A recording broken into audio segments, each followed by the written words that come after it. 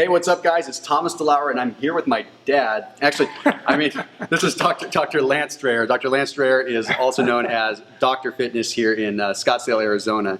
And he's going to show me some pretty cool tricks when it comes to bicep training. I look at a lot of guys and like, okay, you clearly train your biceps, you clearly train your chest. You've probably never stepped foot in a squat rack. You've probably never even thought about your posterior chain whatsoever. But Dr. Dreher came up to me and he's like, hey, you look like you have pretty decent arms. I want to show you some ways that you can get even more out of them.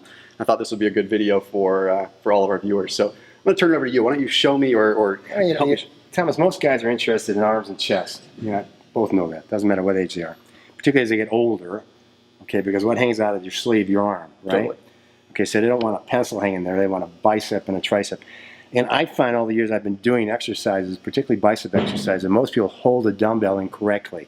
Interesting. They want to use the overload principle, which basically you use the weight of the dumbbell to fully engage the lower bicep.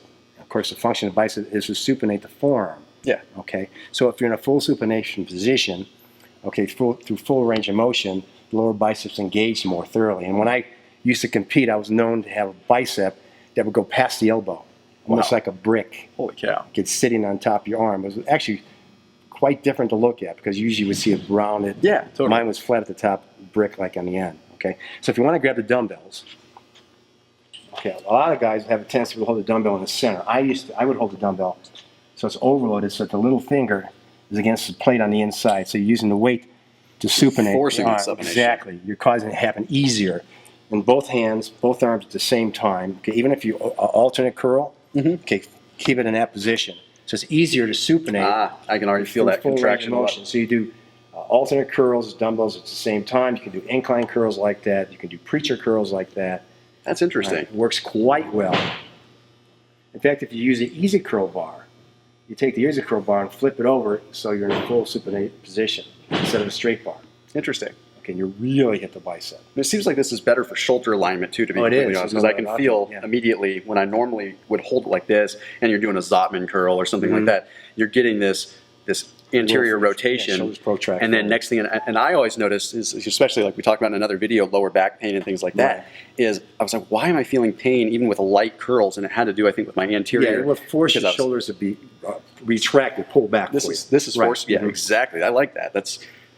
So I can do the same thing on a preacher curl. That makes a lot of sense. Yeah, it works really well. So yeah, because I always notice, when you notice a lot of guys end up having extremely large forearms and very underdeveloped biceps. And another thing I would tell people, listen, don't use your forearm when you do curls.